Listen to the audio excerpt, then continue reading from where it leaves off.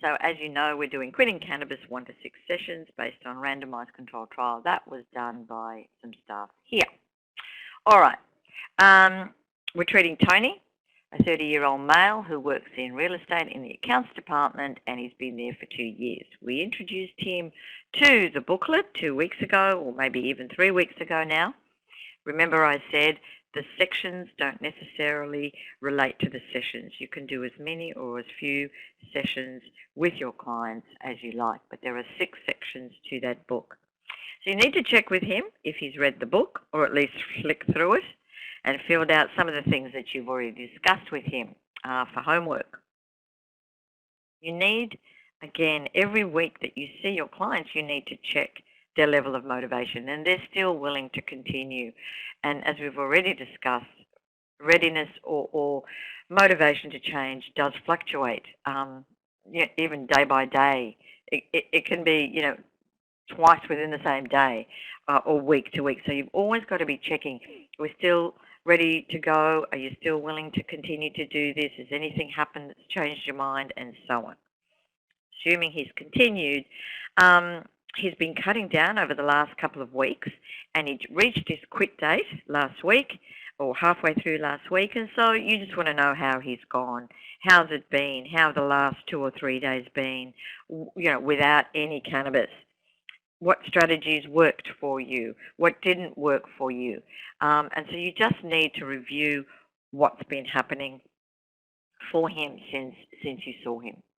Okay, now what we did cover last week was you went through the decisional balance, you did the rating, you saw that he was still motivated to change. We've discussed all that.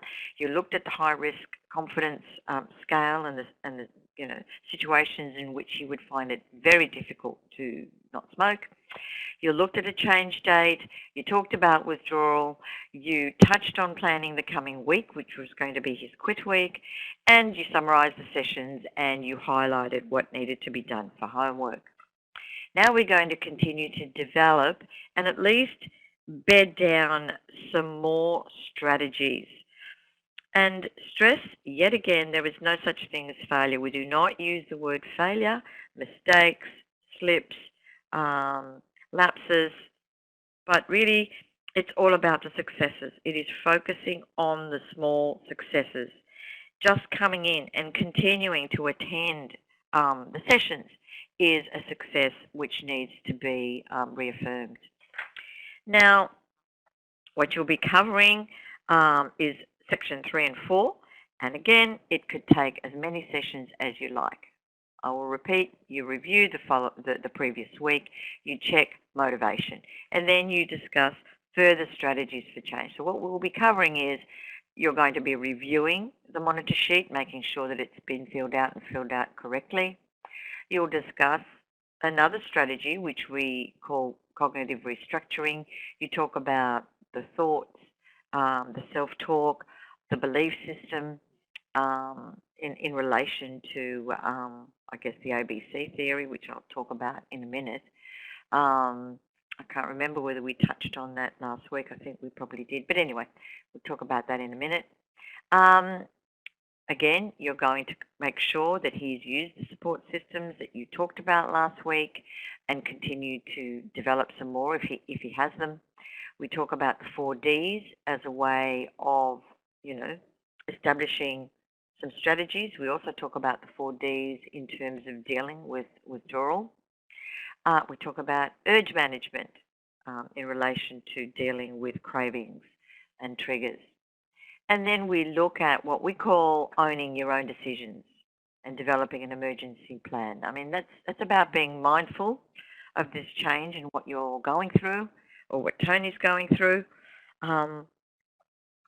And behavioural self-management we also look at, such as limit setting strategies or other strategies that, that relate to other high-risk situations that we haven't thought of yet, and they come up from week to week. We talk about better coping skills, and we finish off with hang on one sec, and we finish off with discussing lifestyle changes, and then we check on withdrawal. We talked about nicotine replacement therapy if that's necessary. So this is at the heart of the treatment, I suppose we're going to call it. And this component could take, as I've already said, 2 or 3 sessions. The same with last week, could take 2 or 3 sessions. So what we're going to do is start off by reviewing the monitor sheet, and it should look like this. You need to make sure that he's filled it out and filled it out correctly. It's important to review the columns just to make sure that it is. And we will discuss the components of that monitor sheet in a second in relation to self-talk and so on. But firstly, let's talk about what he has filled out already and has identified as high risk for him, and in order to develop some kind of concrete strategies in relation to that. We have to change the responses to those high-risk situations. So I'm just going to show you a little clip that kind of relates to this. We call triggers. Okay, over to you. I want you to notice again that we've changed the furniture, we've changed the clothes, just to keep you on track. On the high-risk confidence questionnaire that you filled out, I noticed that you scored yourself a 0 for not being able to resist smoking when you come home from work. Yeah, it's really hard not to smoke straight away. I would have been thinking about it all afternoon. Firstly, we need to identify whether it's internal or an external trigger so that we can make some changes around your response to that particular trigger. So what do you think it is, internal or external? Both, I guess. External because I'm walking into the house, and internal because I have an urge to smoke that, comes from inside. Great. So you can see how these triggers intensify the cravings. Now we need to change a few things so that you're better able to resist and the urge isn't as intense. But before we talk strategies, let's just continue to identify some more triggers. Are there any other triggers that you can think of? Probably just packing up my things and then leaving the office. The drive home could be a trigger. Pretty much all the way home I don't stop thinking about it. Okay. Firstly, we have to shift or change the thoughts of smoking to other thoughts, so the urges weaken. Is there anything that you can do or think at that time of the day as you're about to leave the office? Let's take yesterday, for example. Well, I have to pack up. I can't change that. I don't know. Can you do anything about, the afternoon? Can you change anything about, that routine so that it's not a stronger trigger and might remind you that you need to be mindful and more in control? I guess I could change the time I leave or change what I'm thinking as I'm packing up somehow. Okay. Can you think of anything you might say to yourself other than, I cannot wait to get home for a smoke, or I can't stand this, I have to get home ASAP? Maybe if I had some other activity planned, something else to concentrate on, like I can't wait to get Stuart and go for that jog or something like that. Yeah, that's great. So the point of all this is to identify high-risk situations and develop strategies to shift the smoking behaviour. Introduce other thoughts, ones that are different to smoking thoughts. Is there anything else you might say to yourself? It would be helpful for you to have about 2 or 3 thoughts that you could just focus on around that time of the day. Maybe something like not smoking is my decision and that it'll get easier, and it's a bit hard now but I'll be able to cope soon, and that other people have done this so I should be able to as well, stuff like that. Yeah, exactly. Okay, what I would like you to do is write down those on a piece of paper. Have them with you and take them out of your pocket and read them as you're packing up your desk. So instead of, I wish I could have a smoke, you're thinking about going for a jog and how good that would feel at having achieved that. See how you go, and we'll check these when I see you next.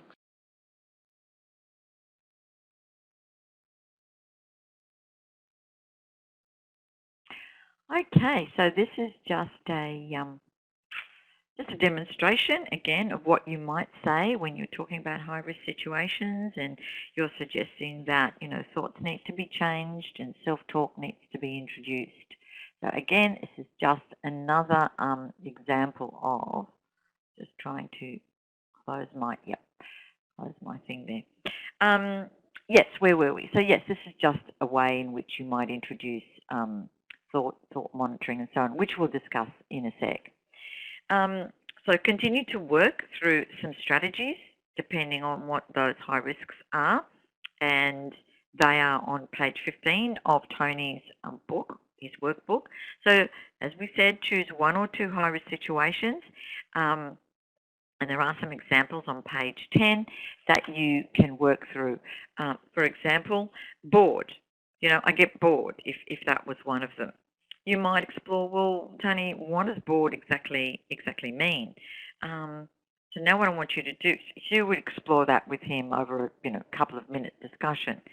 And then, okay, well, write down, as many things as you can that you can do when you've got nothing to do, because really bored means I've got nothing to do, and we can always find something to do. So you might suggest that he write down a few things that he can do when that happens. Anger. Let's look at anger, Tony. What makes you angry? Give me some situations, where you find yourself feeling angry. Have you always felt this way? Do you think maybe there's an anger issue here or not? Again, it's up to you to look into and delve into what else is going on that you may suggest some other things to deal with.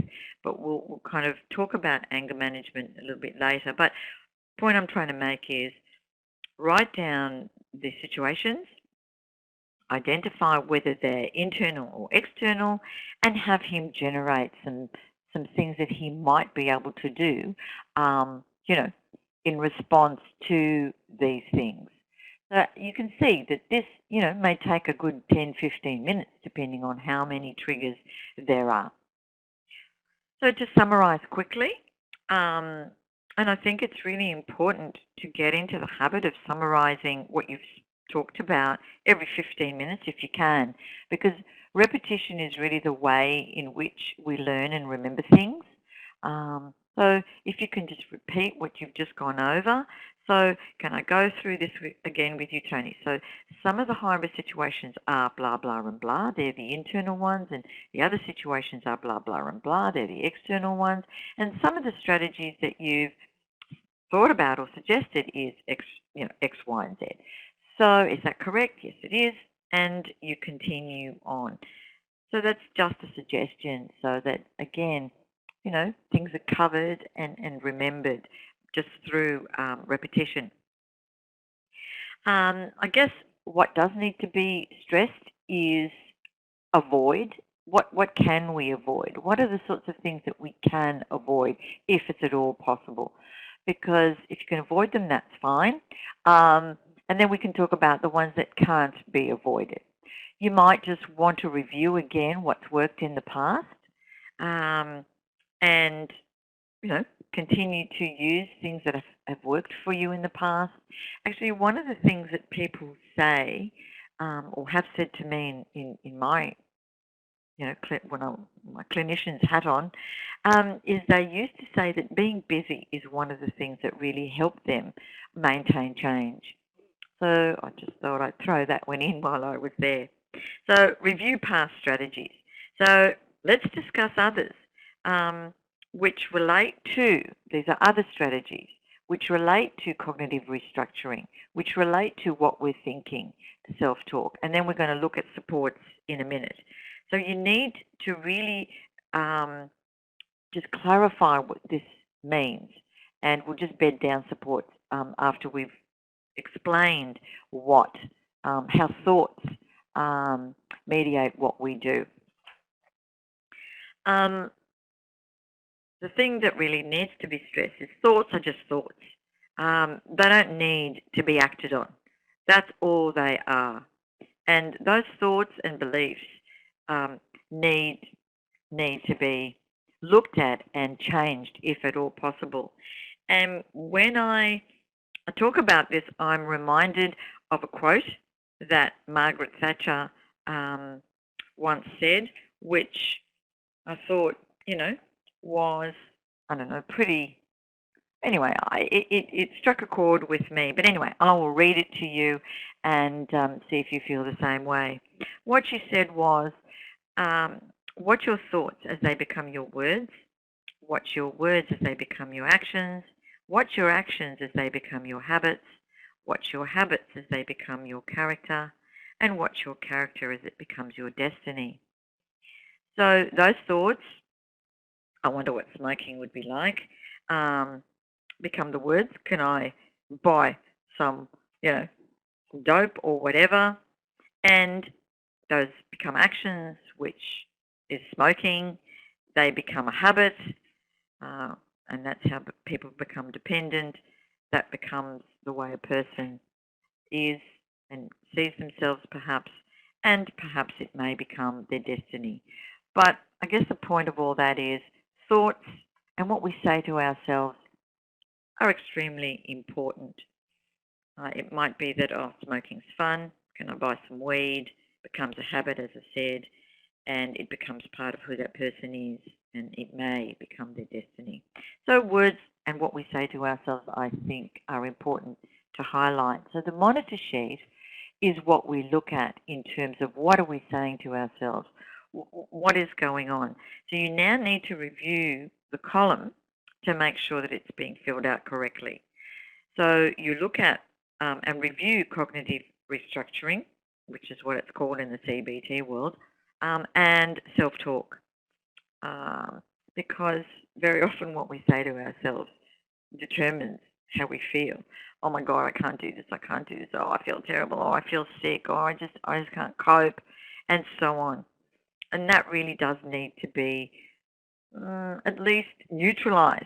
It'd be great to say the opposite, but, you might not necessarily believe it. So, oh, look, it will pass, oh, I've done this before, or this has worked before, whatever. Just to take the heat out of, oh, I can't do this, the kind of the black and white thinking, as they call it.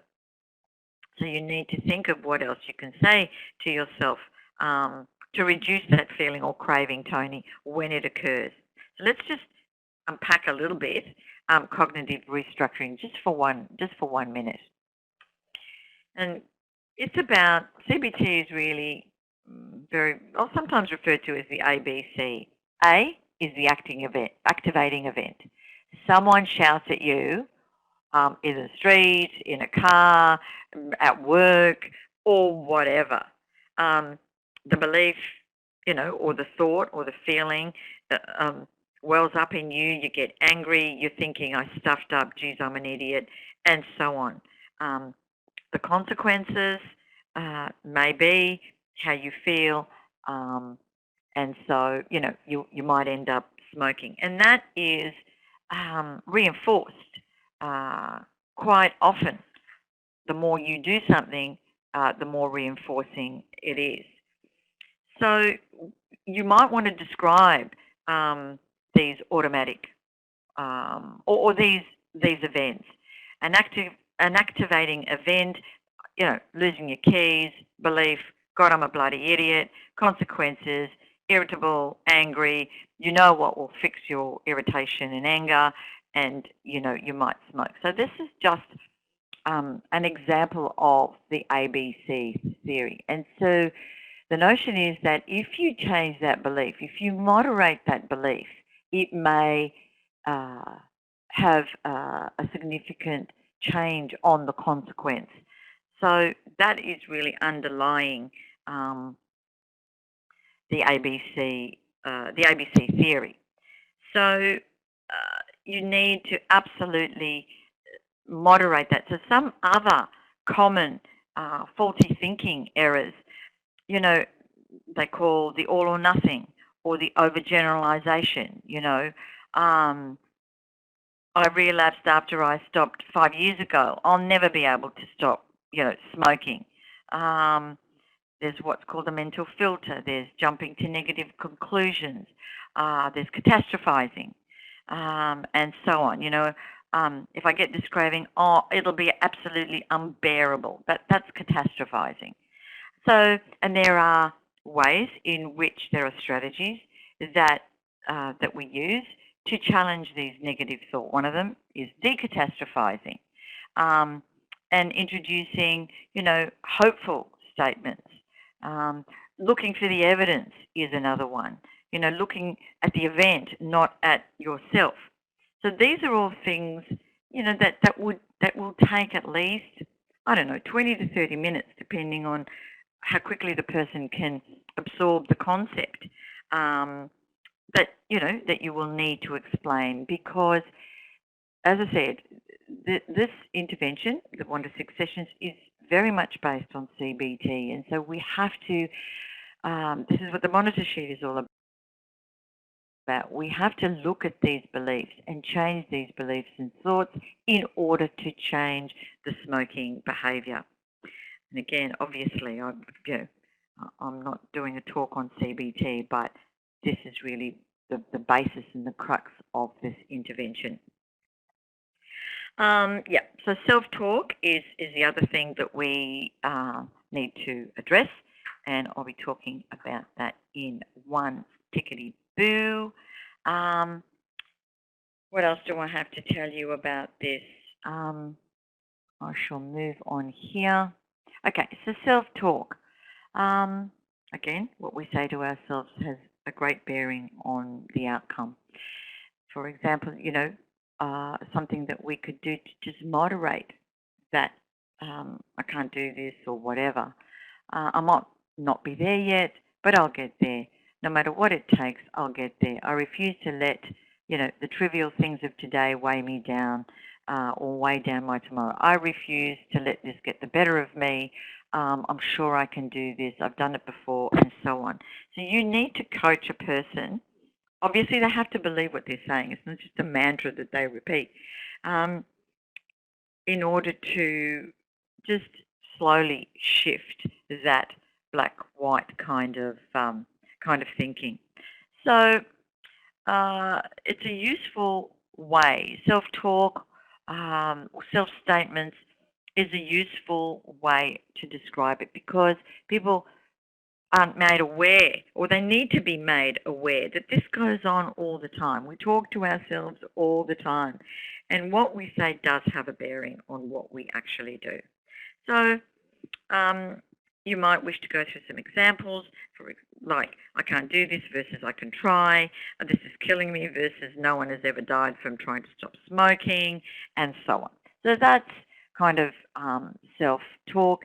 And again, if you really want to get your heads around this, I suggest that some of the books on CBT, or one of the books that NDART brought out quite some time ago, called The Treatment Approaches of Alcohol and Drug Dependence, is another one that I might suggest that you get a hold of and read through, because that is basically what the Quitting Cannabis 1 to 6 sessions is all about.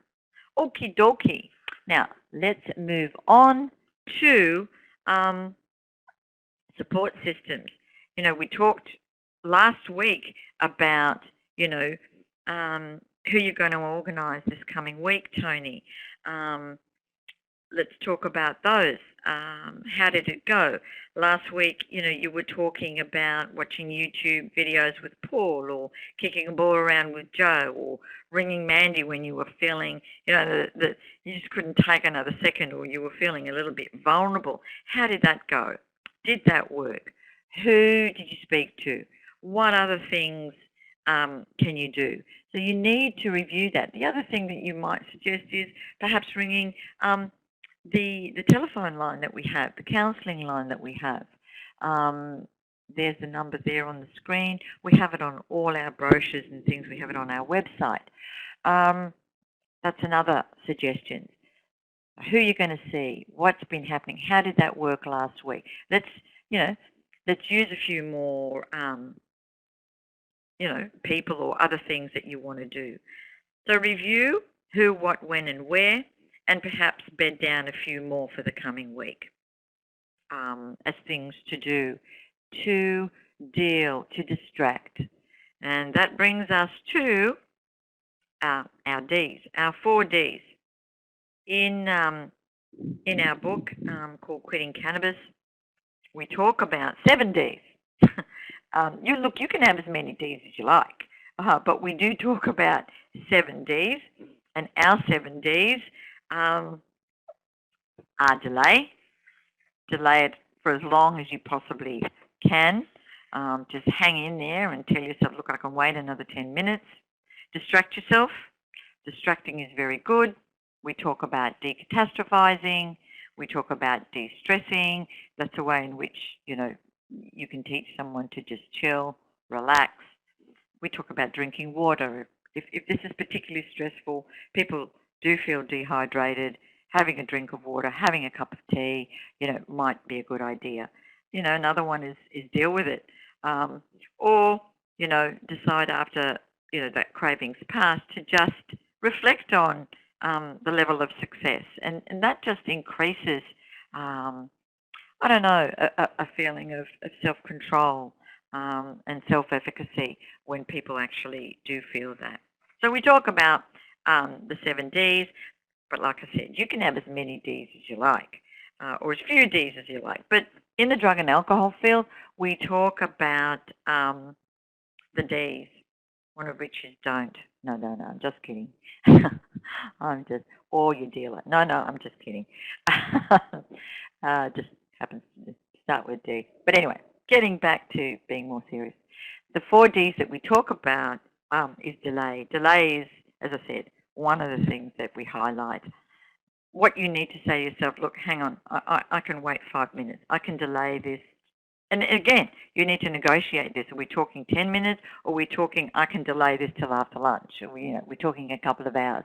But delay is definitely one of the things that a person can do. And while they're delaying, the need, actually what we have found is that if you delay, that craving begins to subside, or does actually subside within 30 minutes. So if you can delay it for 30 minutes, that urge is definitely lessened.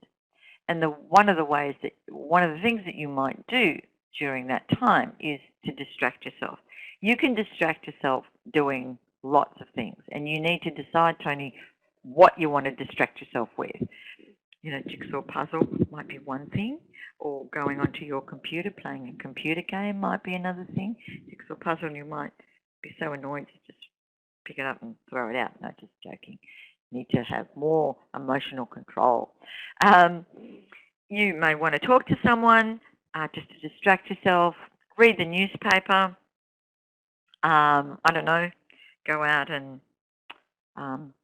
water the garden. Take out some weeds. Again, excuse the pun. Phone a friend. Phone the helpline. Something like that. Do the dishes. But there are many, many ways that a person can distract themselves. So it's really about sitting down and negotiating what things can you do to just delay, just to see that 30 minutes go past as easily as it can be. The other one that we talk about is to de-stress, because people are feeling extremely anxious through this process, and they need to find ways to just chill and de-stress. And that will hold them in good stead in the future. So, if you can afford it, if you've saved some money because you haven't bought, some cannabis lately, you might treat yourself to a massage. You can de-stress by increasing your exercise. You might have a bath. You need to check to make sure that people do have a bath, or even a hot shower if they don't have a bath. They are various ways in which a person can de-stress. Perhaps just lie down and have a nap if you can. But having a bath, dimming some lights, there are ways in which we can de-stress. And you might actually suggest some relaxation tapes or some books in relation to relaxation, maybe some meditation. Look, we all need time out. And if a person uses cannabis to de-stress and to chill out, then they absolutely have to learn other ways to de-stress and to chill out, as we all do, just to take time out. So these are very important things that need to be discussed, particularly in the first 2 or 3 or 4 weeks when you're trying to quit cannabis, and you have used this as one of the ways to chill out. The other one, as I said to you, is decatastrophizing. You know, oh my God, this is terrible. Oh, I feel dreadful. So we need to start to think positively. If not positively, then at least neutralize that, oh my God, I'm going to die. So you need to, as I said, change your words, and perhaps it may, you know, change a person's life. And this is all about, what do they call that? That training that they do. Anyway, forget it. I can't think of the workshops that they do in order to change people's, you know, feeling about themselves, motivational stuff. Anyway, I digress. So decatastrophizing is all about changing that black and white thinking. And you need to, again, coach a person through what are they saying, what else can they say to themselves, and, you know, really get a handle around what is going on in their head and change that black and white thinking. You know, it's not the end of the world. I can do this. I'll just hang in there for another, you know, 5 minutes or whatever, just to take the heat out of the situation. An extra D could be, as I said, deal with it. Be mindful. Sit in it. Feel it. Develop more strategies. And I kid you not, I have done this with clients. Rearrange the furniture just so that you know, trigger isn't as strong. Take the dog for a walk. Have a hot shower. Count backwards to 100. Take a deep breath. Wash the car. Wash the dog. Another thing that just to change things around, just to kind of get out of that habit, maybe to go elsewhere from work. Now, all of these strategies are discussed on page 13, and they're discussed at length. And make sure that they are things that people can do, and develop a scenario. For example, you know, there you are, 6 o'clock. Dinner time, the kids are screaming, you just know, you know, that you're going to pull your hair out. What can you do? And Tony says, oh, well, I'll just go outside and go for a walk. And you say, okay, well, what if it's pouring down with rain? What are you going to do then? So again, it's really getting these things in detail. So getting back to rearranging the furniture, if that's a trigger, you need to develop some strategies to deal with that trigger. And you could definitely, and I did do this with someone, and I'll tell you a bit about her in a minute, but she, one of the triggers was walking in the door when she came home, and we did talk about rearranging the furniture just to kind of disarm that trigger a little bit more. Plan something to do as soon as you walk in the door. No, I'm just kidding. That is really off. Cleaning the toilet. No, just joking, honestly. Okay, so it's very, very important to talk about strategies, and one of the ways in which to deal with triggers is to look at thoughts, to look at self-talk, because they're one of the strategies that we use to deal with an urge, and other more tangible things, doing things. So there's thinking things that we can do, and there's doing things that we can do to change things around, to deal with those high-risk situations, to deal with those internal and external triggers. So as many strategies as you can cover with that client from week to week would absolutely be helpful. And checking in with them to make sure whether or not they're successful. Okay, so I kind of hope that I've covered that a little bit. Again, honestly, the book that you give them is relatively self-explanatory, and the cheat sheets that I think was sent to you, or the clinician's guides are ones that will explain what to do in more detail. And again, if you want even more, then get a hold of the book or any CBT kind of book, which will explain fully what I'm talking about. All right, so now we need to talk about another way to deal with those urges and cravings. It's important to discuss urges and cravings in their theoretical basis. You know, it's very much I'm jumping ahead. But it is important to discuss these urges and cravings. Like anything else that we do, we make associations that trigger certain urges. And in the smoking, in the tobacco smoking cessation world, they talk about coffee being a trigger, or getting angry being a trigger, or being on the telephone being a trigger for smoking. Not dissimilar to seeing your favourite food, triggering a desire to eat that. Maybe chocolate is one of mine, but even though you're not hungry or whatever. Hence, a client needs to know that they can either continue to strengthen these triggers by giving into them, i.e., urge to smoke, giving into that urge, or they can weaken them. And it's very, very similar to crying babies.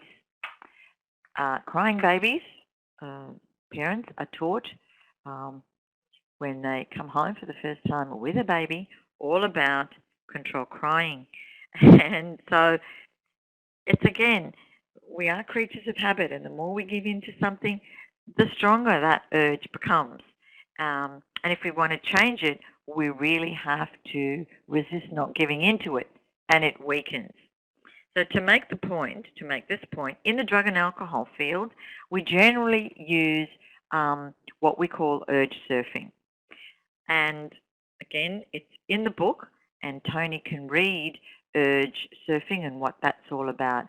And what you would say, look, that urge is like a wave.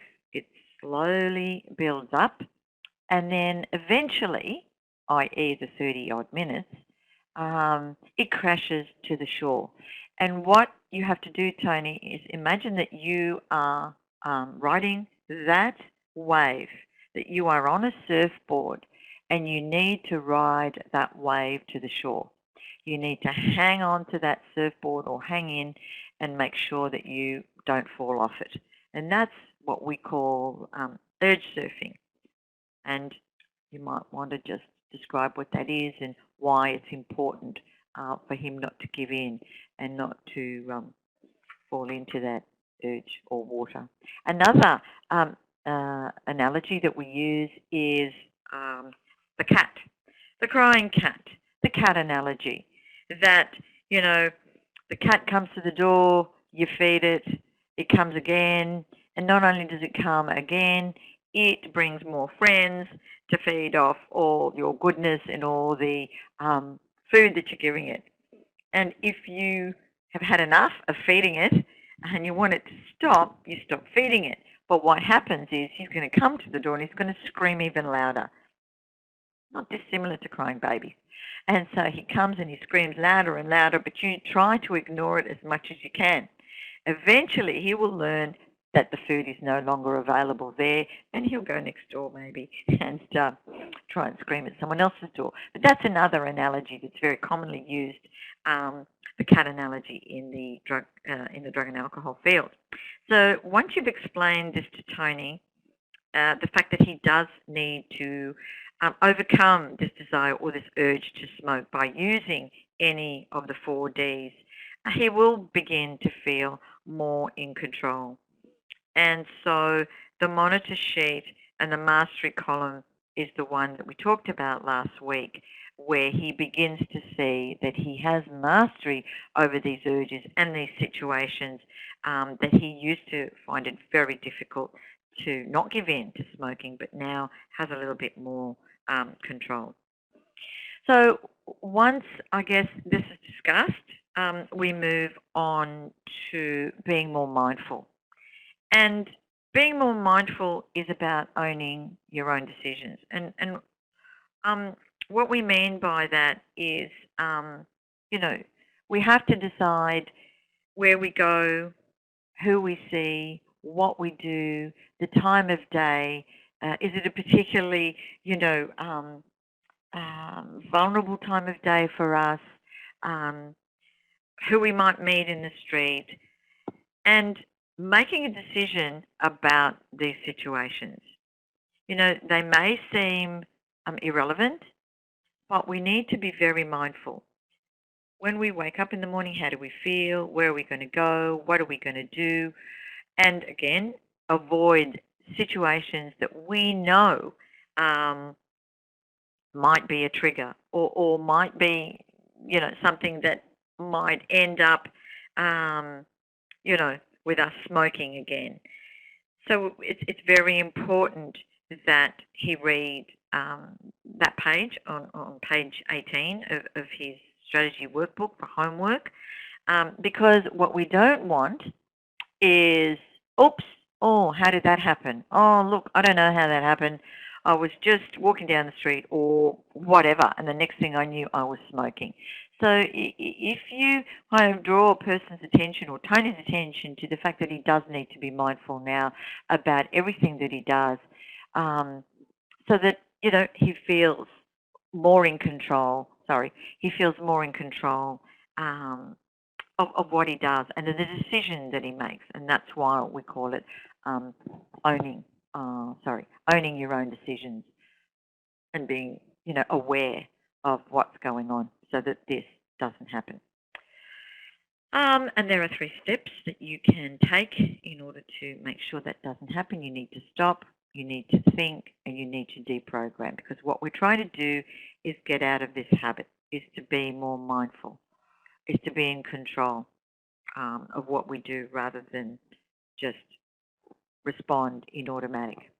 So there are 3 things: stop, think, deprogram, because we are, all of us, programmed in some way or another to just respond automatically to things unless we're made aware of what those things are and change it a little bit. Okay, I hope I haven't waffled on too long and repeated myself too much, but it's very hard to do this without a person in front of you. Anyway, moving on. There is an emergency plan, and you helped, hopefully, Tony fill that out when you were talking about some strategies and helped him develop an emergency plan in the event of, future things, or in the event that the thing that he's doing right then and there isn't necessarily working. And really, for him to develop that with you is really, really important. And as you can see, there are some suggestions there. And that's something that you can either do with him in the session, or he might do for homework and then come back and review it with you. All right, so again, the core of all of this is the strategies, is thinking, is changing how a person thinks in order to be successful. And that may take, 2 sessions to really discuss this thoroughly. Now, other things that may come up during your discussions, during your sessions, may be, related to some things that might have to change. But some of the things that you might start by coaching Tony through is setting some limits. What do we mean by limit setting?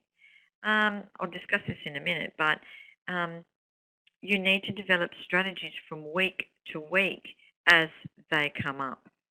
And let me just make sure. So we'll talk about limit setting in a second, and we'll talk about developing other strategies in a sec.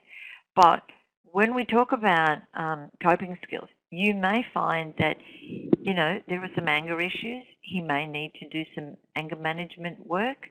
You may find that he has some communication issues. Again, you might send him or suggest a book or something. Sleep hygiene is a very, very important thing. If he uses cannabis to sleep, then sleep hygiene is definitely something that needs to be discussed. So you need to develop some coping skills around these things if and when they come up during your counselling sessions as a way in the past of him dealing with these things using cannabis. Limit setting is really establishing some rules around what you're going to do. I'll only smoke 5 days this week. For those who want to quit, not quit, for those who want to cut down, for example, or I'll only smoke 1 today if they smoke 6. So these are rules that you negotiate with that client about how to set limits that are reasonable, right? They are rules that are established, and they can be done if someone's trying to reduce the amount they smoke, or if they're working towards a quit date, and so on. It's all about learning to control one's urges. I'll only smoke in the shed, or I will mull up with more tobacco, and so on.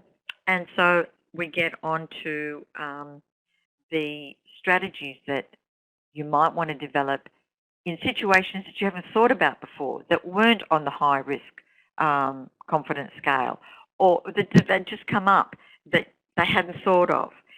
And one of the things that I'm reminded of when we talk about this is one of the clients that I had who was working in a job where they would travel, and every time they got to that other place, it would automatically trigger this need to smoke.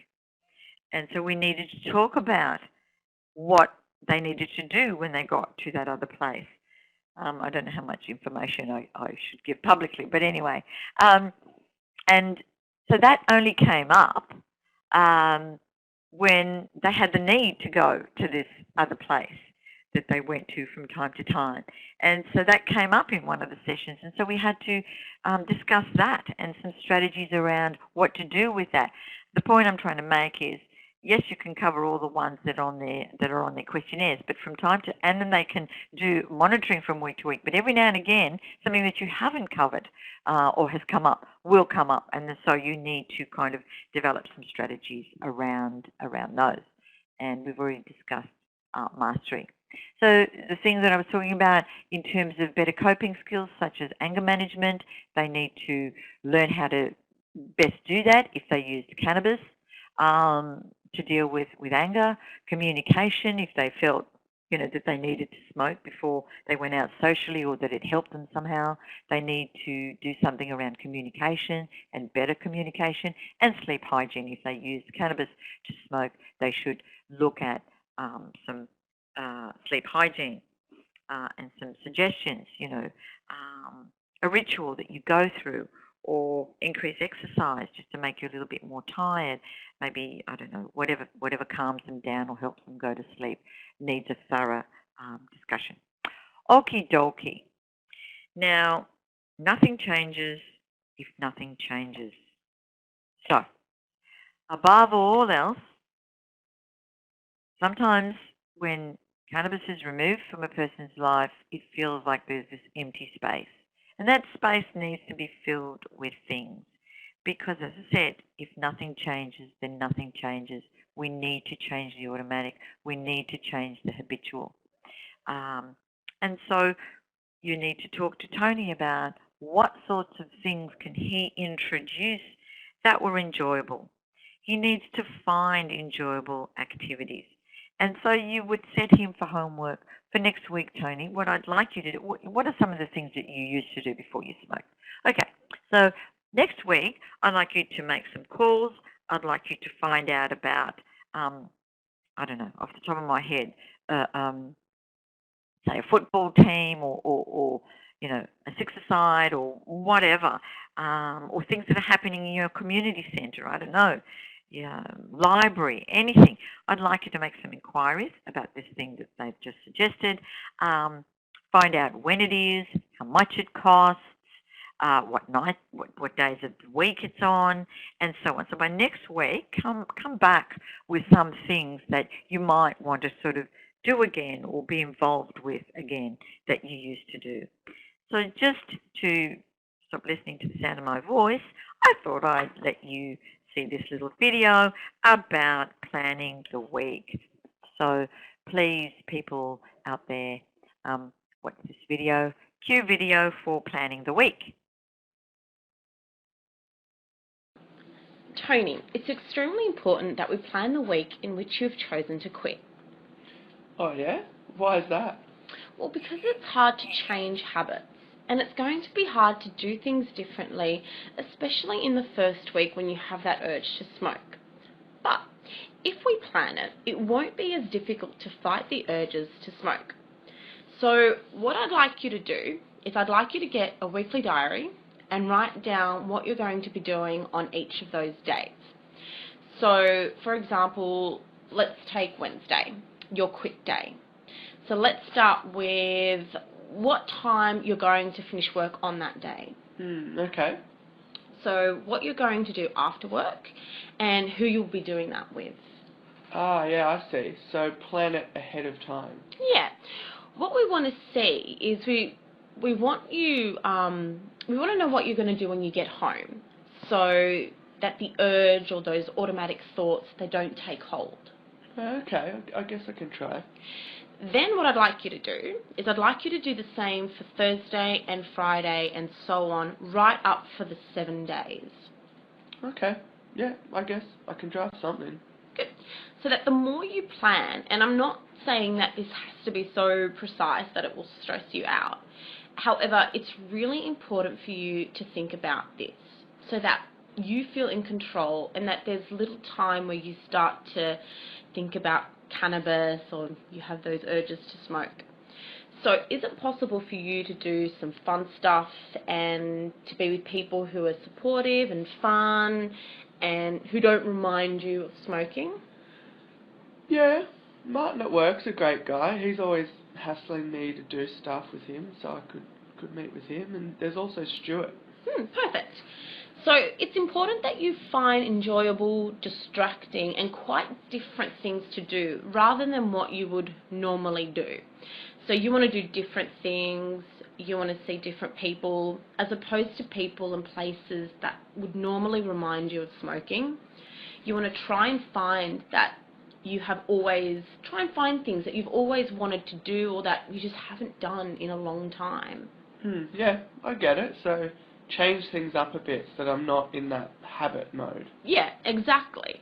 So does that sound like a plan? Are you able to draft that by, say, next time I see you? Yeah, I guess I can. It doesn't sound too hard.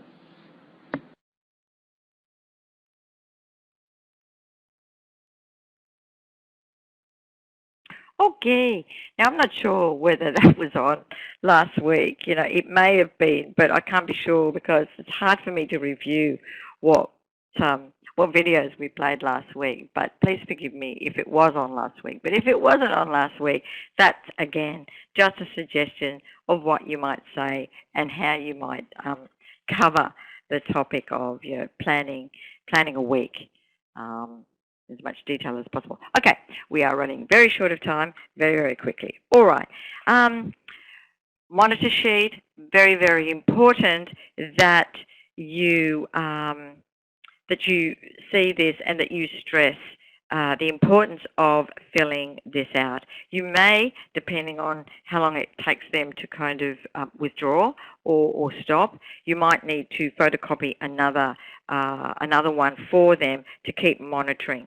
But monitoring is very, very important so that they can see in a tangible way that their symptoms improved. And I can tell you firsthand that that's exactly what I experienced when I did this with the clients that we had in the randomised control trial. Okay, so again, the strategies section or the section that relates to session, I suppose maybe 3 and 4 or 4 and 5, just to summarise, review the previous week, check levels of motivation, discuss strategies for change, you review the monitor sheet, you absolutely need to explain cognitive restructuring and thoughts and self-talk. Bed down even further the support systems that are around that person. As I've suggested, they're not just people that, you can, whinge to or whatever. There are other people that can actually do stuff with you to distract you while you're going through this. The 4 Ds, or again, as many Ds as you like, urge management, urge surfing, or the cat analogy. People need to understand how to weaken those urges and the fact that giving into them will strengthen them, and so on. And then owning own decisions. Be mindful. Be aware of what's going on. Stop, think, deprogram. Get out of automatic while you are trying to make these changes. It's very important that you think about everything that you're doing. Behavioural self-management, there may be other issues, side issues that may need to be attended to. Anger management, communications, and so on. And teach coping skills and limit setting and strategies. And then, of course, discuss lifestyle changes and make sure that the withdrawal is not unpleasant, because that will possibly lead to a relapse. So this could take 2 or 3 sessions, but this is at the heart of change. Because if these things aren't done and they're not bedded down and you don't cover them off with him together with you, then you might have this happen, just to finish on a lighter note. But just kidding. Anyway, thank you for listening.